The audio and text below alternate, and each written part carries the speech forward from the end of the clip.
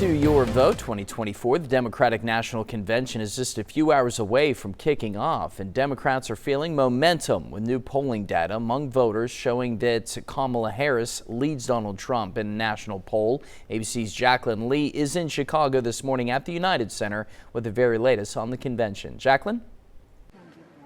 The blue carpet is laid, sound checks are complete, and Vice President Kamala Harris has arrived. The Democratic National Convention is ready to kick off its first day, welcoming more than 50,000 visitors to the city of Chicago. I very much consider us the underdog. We have a lot of work to do to earn the vote of the American people. On the campaign trail, Harris and Walz completing a bus tour through the crucial swing state, Pennsylvania, attacking Trump for his leadership style. The real and true measure of the strength of a leader is based on who you lift up. That's what we see as strength. Anybody who's about beating down other people is a coward.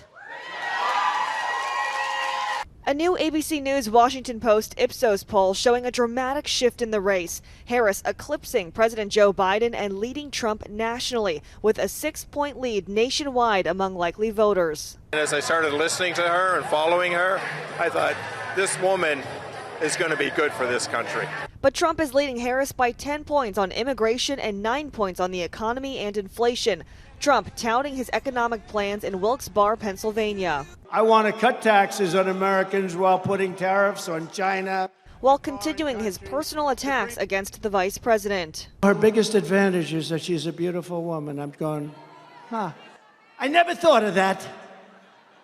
I'm better looking than she is. Back in Chicago, about 1,000 people marching peacefully through the streets, demanding action on reproductive and LGBTQ rights and an end to the Israel-Hamas war. Later tonight, President Biden will be making a primetime speech, making his case as to why he thinks Harris is the best person for the country. The Democratic Party expected to thank him for his service. Jacqueline Lee, ABC News, Chicago.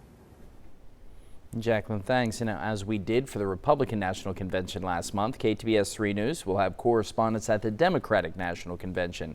Two delegates from Shreveport, R.J. Johnson and Helen Godfrey Smith, will be providing coverage from the convention floor. Both have strong ties to the local and state Democratic parties. Featuring reports from Johnson and Smith coming up tonight at 9 and 10 right here on KTBS 3 News.